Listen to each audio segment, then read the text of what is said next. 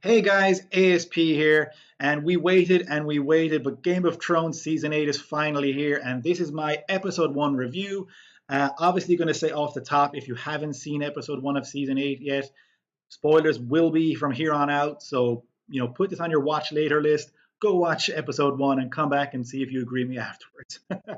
But we're just going to go over the main talking points and the main characters and their particular story arcs in this episode with a little bit of speculation thrown in, because why not? So we start off here, and I have the image up on screen. Just Jon and Dany are entering the north and marching towards Winterfell, and this just really, I suppose, reinforces in this scene the strength that Daenerys has acquired over the last number of seasons. She has the entire Unsullied army. She has all the Dothraki. She has her two remaining dragons, and just the force that she is bringing north with her. It really reinforces for us that Daenerys has become one of the most powerful people, not just in the Seven Kingdoms, but in the whole world at this point. And that's the imagery given to us here, this massive army marching northward. We are given a really nice parallel from season 1 as well, with a little kid who's scrambling through the crowd and climbs a tree to see the army marching. It parallels with Arya from season 1 when she was a little kid trying to climb the cart and see Robert Baratheon as he entered Winterfell. And obviously she is the person shown as an adult in the crowd watching and looking at the kid as he is trying to scramble around. So it's a nice little parallel, drawing us back to season 1 straight away as we enter into the final season. So the next big thing for me, I'm skipping through a little bit, but I will come back to some other points in character arcs. But we have Jon and Daenerys do go to the dragons, Rhaegal and Drogon, based on the fact that it's reported to her from her Dothraki soldiers that the dragons haven't been eating much. Jon is still very wary of dragons, as anyone would be who isn't Daenerys. However, Rhaegal clearly is accepting him. We know that's because he has Targaryen blood in his body, but he's not aware of that and he is very unsure. We get a funny moment where when she suggests the only way to learn to ride a dragon is to ride a dragon, and Jon's like, what if he doesn't want me to ride him? And then Daenerys just says, well, it was nice knowing you. And that's pretty much if Rhaegal decides, nope, then yeah, it was nice knowing you, Jon Snow, but we know that won't happen. And so we get the really, really cool dragon riding scene, which is straight out of How to Train Your Dragon. But it's a really nice little scene of them riding the dragons around, and it's cool that they gave us that. Just a nice little scene, pushes through, and they do land in a kind of isolated kind of waterfall area, supposed to be kind of secluded romantic area, I guess. And we get a scene where we have the kiss between Jon and Dany, which just kind of cements that yes, the end of season 7 they were getting romantically entangled, and as we go into season 8, that's still the case. However, it is funny we get the looks from, I believe it's Drogon looking as they're kissing, and Jon sees this. I guess the dragons know that he's a Targaryen, so if they have any sense of social awkwardness, they'd be like, "Yeah, awkward dude, you're kissing your aunt." But so they are looking at him kind of funnily, but because they know he's a Targaryen, I guess, but he doesn't know that yet.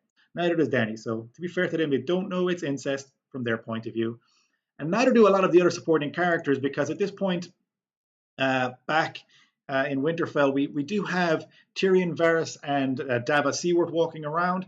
Davos is pointing out, he's been in the North a while now, and what he's learned from this is that, these are hard, stubborn people, and they don't really want to accept Daenerys or some foreigner as their ruler. And Tyrion does suggest a solution here, which he proposes a proposal.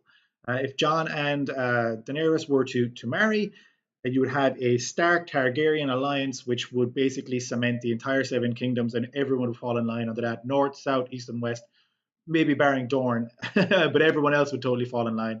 And I think Dorne would fall in line officially, but maybe not, maybe unofficially they wouldn't. So that's kind of the intro and the setup of everything. Now I'm going to move into kind of some individual characters and their moments, starting off with Arya, because why wouldn't you start with Arya? We have her meeting several characters that she hasn't seen in quite some time. The first of those encounters is the Hound. We have a funny moment again here where the Hound calls her quite a cold bitch because she's still alive. But you can see that he's saying that not with maliciousness or anything. He is still very fond of her. We got that at the end of season 7 when he was talking to Brienne. And here now when he's speaking directly with her, he does say some harsh words, but behind it, there is some affection for Arya. You can clearly see from the Hound. So that's nice that we got them introduced to one another again. The Hound then leaves, and we get Arya and Gendry. So they kind of have a nice moment, a bit of banter between the two as well, and they just get reintroduced to one another. Arya doesn't know all the things that happened to the Hound yet from different characters. So, will that affect if she finds things out later? Maybe it happens off screen. But one thing it does potentially set up would be a Stark Baratheon alliance if these two were to end up together. And that would be another potential alliance of two strong houses that, if rather than the Targaryen line continuing, if the Baratheon line were to continue, which is the current line from Robert down through Joffrey, um, and beyond, and now with Cersei, that if that line were to continue, even though he wasn't legitimized, Gendry is an heir to Robert, and he could make a claim. And if he was wed to a lady of the Stark house, then that would just strengthen his claim. So that's another meeting. But the best of Arya's meetings in this episode was saved when she went out to the Weirwood to meet Jon. They have a lovely embracing moment, and it's just all the fans wanted this moment.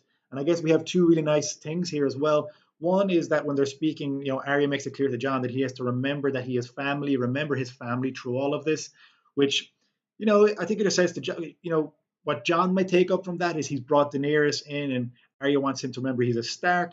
But I guess overarching, we don't know if Arya knows Jon's lineage. Maybe Bran has told her off camera, or maybe she's just found out through her own devices. She is, from the Faceless Men, all that training she received. She could be quite clever now in terms of being able to have sussed out some of this stuff or some other information.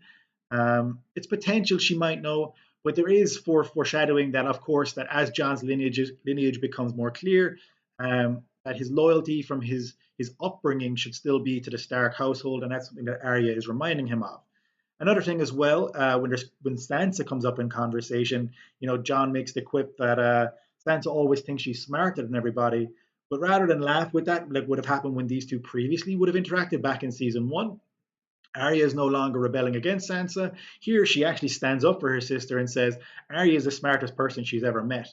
And I mean, coming from the end of season 7, where Sansa manages to outsmart Littlefinger, and one of the most conniving persons we have in the entire of Game of Thrones was Littlefinger. He had manipulated so many different people, from Ned Stark back in season 1 through the Lannisters and various people in the court and King's Landing. Then he goes off to the area and manages to seize power there through manipulation.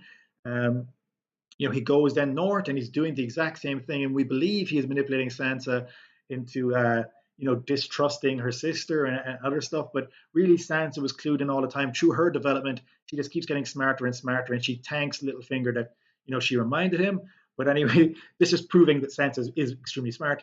Getting back to this episode, Arya standing up for her sister there was quite a firm position she takes, which is also foreshadowing of, as things go on and the Game of Thrones plays out, Arya is most likely going to stand by her sister and not stand against her.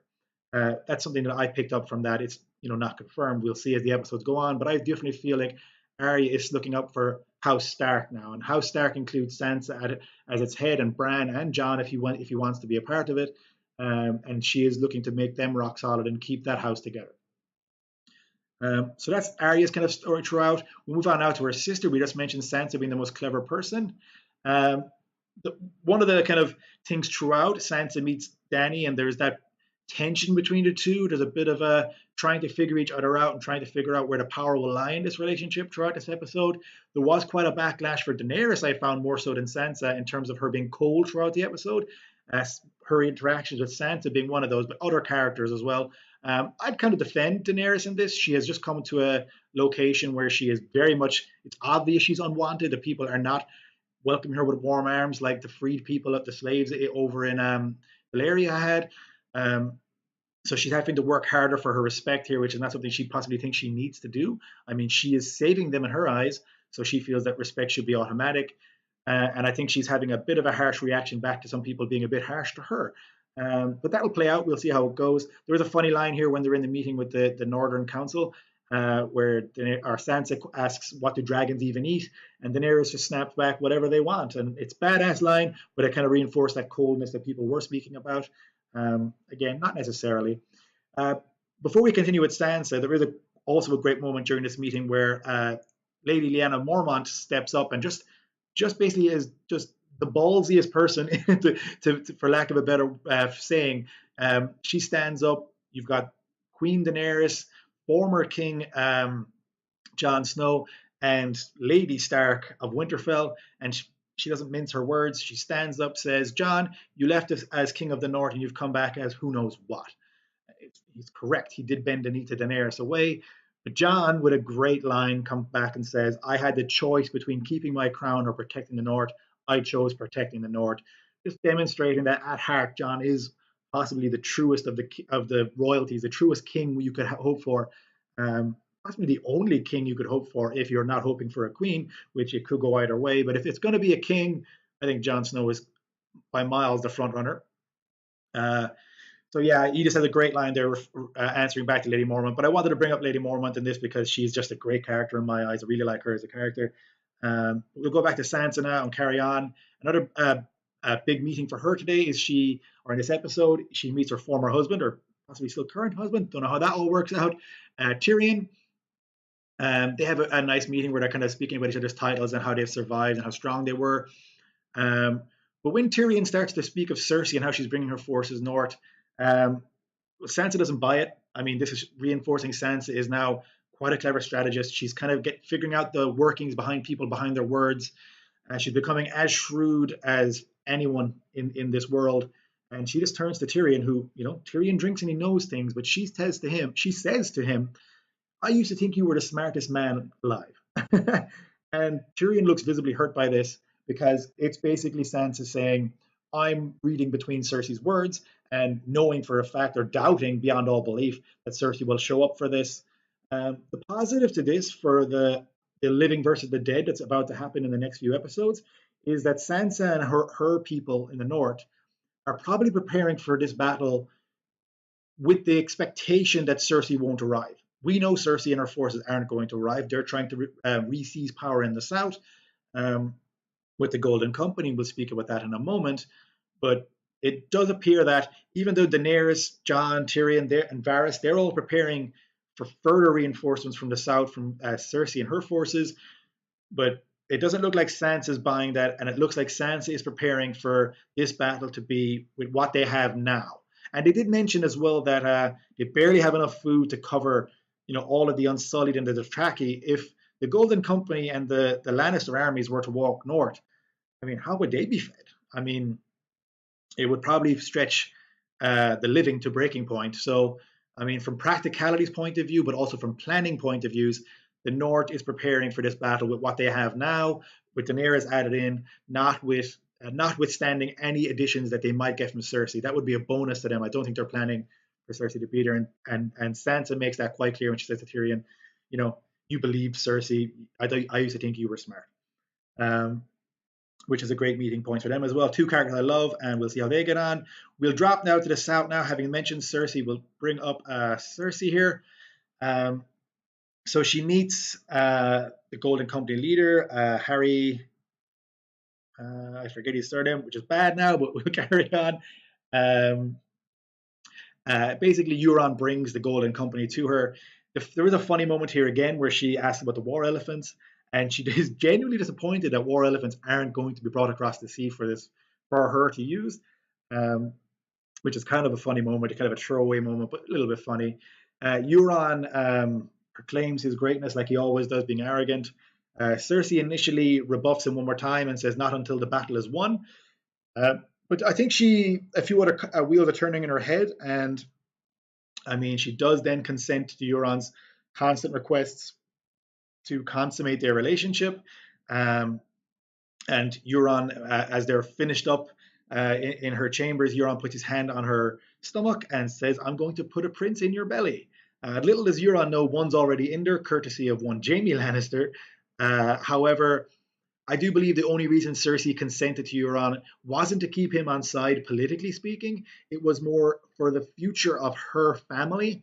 And we've seen that she's turned away from, well, she already had turned away from Tyrion, but she's now turning her back on Jaime Lannister as well. We'll speak about that in one moment. But in order for there to be legitimacy to her child and a father figure that she can claim that isn't Jaime, she has just bedded Euron.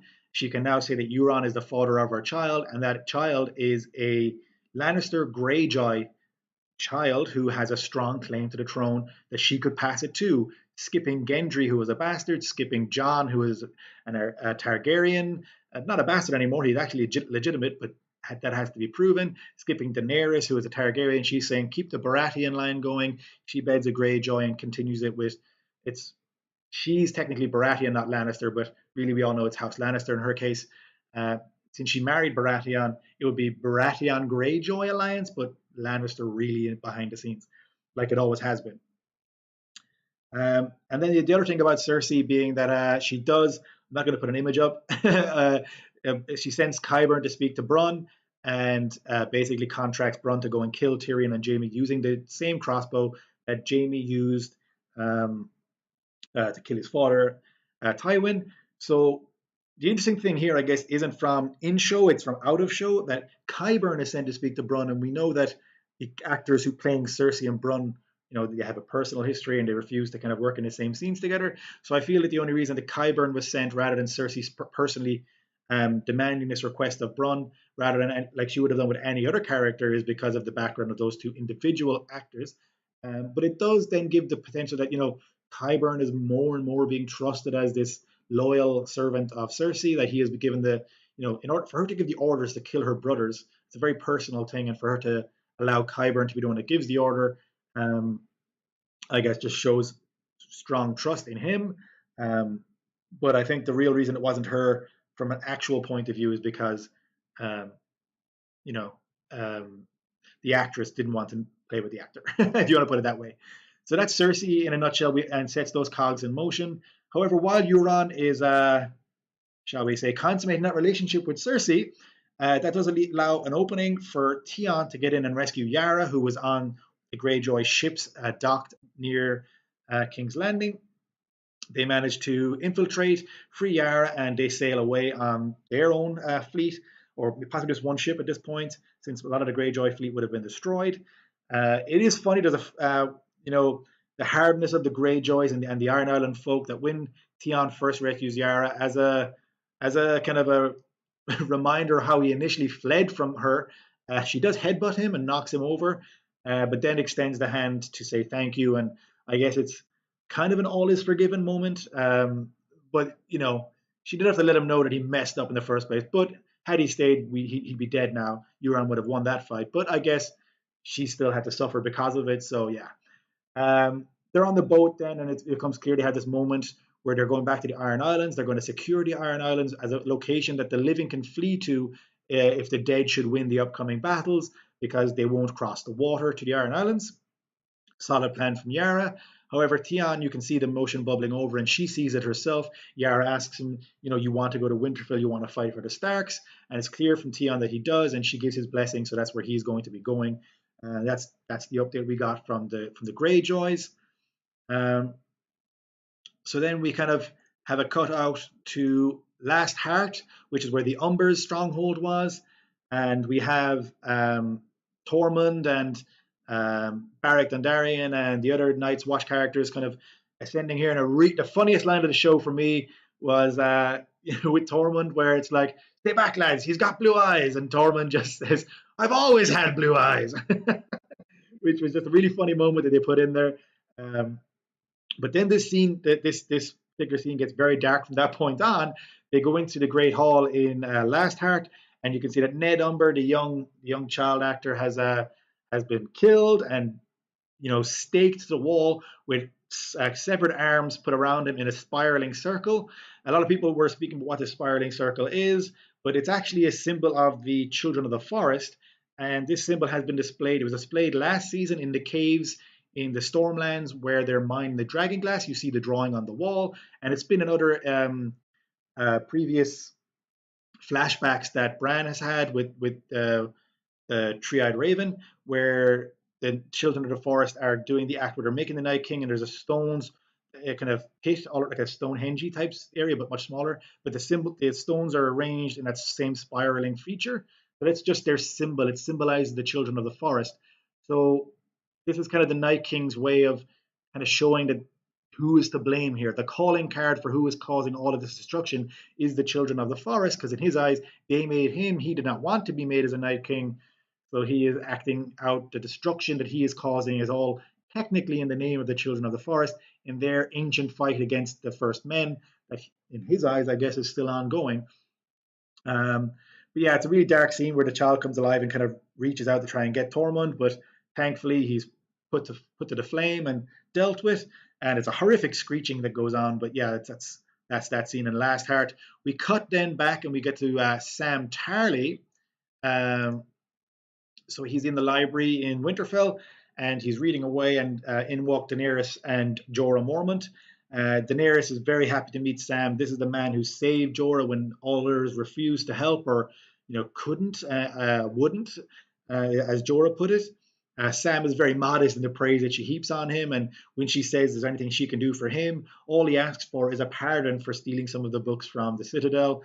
Jorah and Daenerys laugh at this, but then once they realize that Sam is a Tarly, the scene again changes. We had these light moments at the entrance to scenes, and then they quickly darken as the impending of everything that's going on, the weight of everything starts hitting us.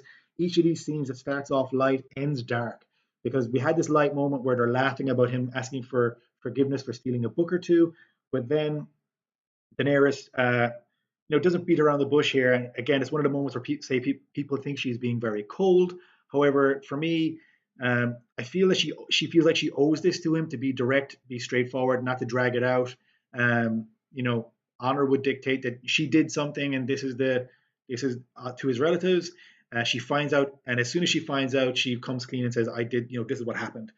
So she explains that Randall Tarly didn't bend the knee when she offered him to retain his land and titles, so that he was then killed. We put to the flame. Uh, Sam is shocked by this, but he does make a quip. At least now he'll be welcome home. Now that his brother is the Lord. However, this leads Daenerys to go on to the darker part, that his brother Dickon stood by the father Randall, also did not bend the knee, and he is now murdered. And just the acting then from Sam, or the actor who plays Sam, is just phenomenal. How he goes from that, he's initially shocked, he's initially a bit shy, and he quips. Just without saying a word, he's instantly broken to hear the news that his brother has been killed. Um, he just asks to leave, and Daenerys obviously grants him permission to leave.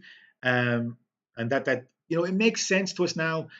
Why Daenerys kind of killed the Tarleys. It didn't really make sense at first, but now we see why. It builds into, Sam's is building up a resentment. We see later in the episode, Sam has a little bit of resentment to, is Daenerys really deserving to be queen? And as Sam asked Jon, would you have done this? I think Daenerys went above and beyond. She might be power mad. He's got all these questions and possible resentment building in him now towards Daenerys because she killed his family. Well, mostly his brother, his father. He was and would have forgiven the father alone, but because she killed the brother, that's what pushes Sam over the edge and breaks him a little bit. But it's a really great moment, really great scene, great acting. I just thought it was a really heartfelt scene. Without saying too much, Sam just conveyed so much emotion. It was brilliant. And as I said, moving on, then we go into the crypt at Winterfell, where Sam meets up with Jon. They have a nice embrace. Again, more characters meeting up after having been away from each other for a while. He does question, Jon. He informs him about his family's murder at the hands of Daenerys. Jon expresses his sorrow. Sam then asks, would Jon have done this? And Jon says he did murder people who betrayed him, but Sam's keen to remind him, but you also spared many people. Now, to be fair, Daenerys has spared people too, but Sam might not be aware of that. In Sam's experience, she's just murdered his family. And Jon is saying that he wasn't king then; he was just Lord Commander of the Night's Watch. It was a different position. He didn't have as much responsibility, etc. Potentially. But then Sam comes out with the scene where he says, you know, forget about King of the North. You've always been king. You're not the son of Ned Stark. You're the son of Aerys Targaryen, or Rhaegar Targaryen and Lyanna Stark. So you are Aegon Targaryen. You are the rightful heir of the Seven Kingdoms. Jon is shocked. His initial reaction is a bit of, he doesn't want to believe this, and he says Ned Stark was the most honorable man I ever knew. Are you calling him a liar?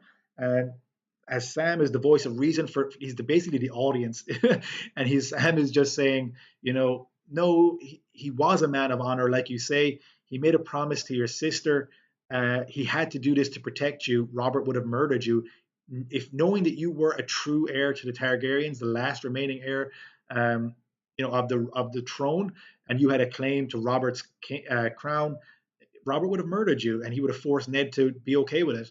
But Ned made a promise to Lyanna, so Ned had to weave this lie that he betrayed Catelyn. He actually had to disavow his own honor in order to be honorable. Um, and then John does believe this. We seem to think he believes this, um, and now John knows straight away. Sees episode 1, get it out of the way, put all the pieces in place. It's just fantastic, I find. And then we come to, I think, the character who is having the most impact into the finality of Game of Thrones, and that is Bran Stark. Now that he is the three-eyed raven, now that he knows everything, he's just able to call so many people out. He just knows things. He called out Littlefinger. He's able to say things that he just knew because he was able to see it now. Um, he has this really great line when Sam sees him before Sam speaks to John that we've just spoken about, where Sam asks him what he's doing, and Brandon says waiting for an old friend. And initially I thought he was waiting for Sam and he was calling Sam the old friend, but no, it gets better than that later, and we'll get right to that in a minute. But he also tells Sam that you are more of a brother to John than I am, and you need to tell him, which is it's completely true.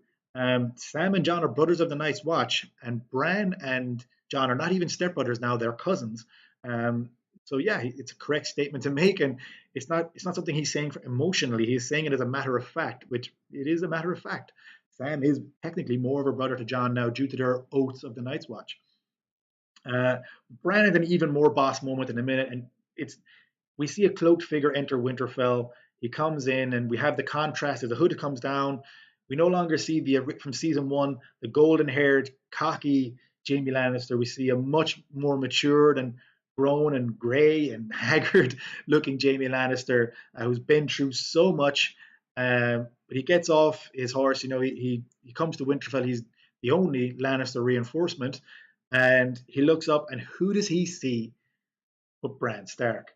And the parallels here between season 1 and season 8, you got season 1, Jaime Lannister physically cripples Bran Stark. Season 8, Bran Stark emotionally cripples Jaime Lannister with that one look, and you can see it in Jaime's face, that shock of he wasn't, he knew he was going to see certain characters, but I think the last person he expected to see getting off his horse was Bran Stark, the boy he tried to murder.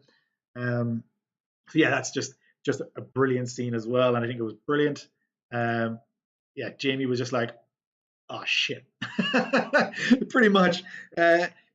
And overall for episode 1, I thought it was a fantastic episode.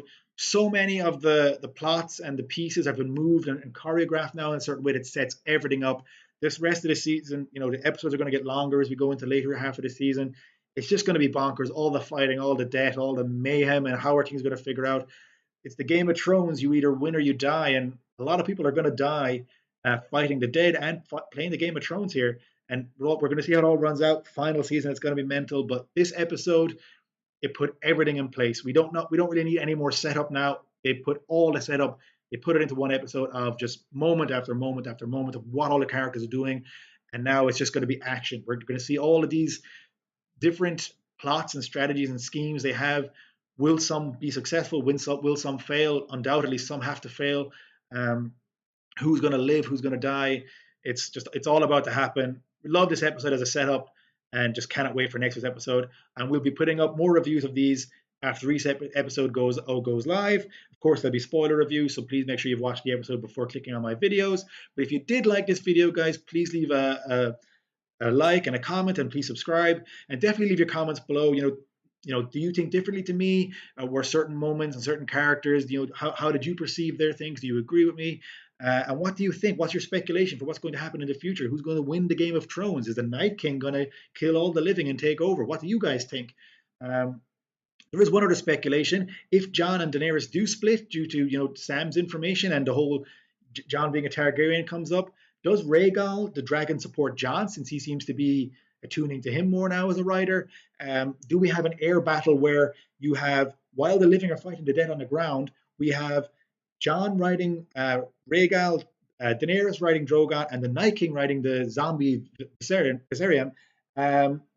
in the air? There's an air battle happening above the land battle. I think that's what's going to happen in the Battle of Winterfell. But the question is, are Jon and Daenerys on the same side? Are all against the Night King, or are all three against each other due to this new information causing a fracture between the Jon and Daenerys relationship? Nothing's confirmed. Can't wait to find out. Hope you guys will come back next week to hear what's happened in episode 2. And until then, guys, See you all next time.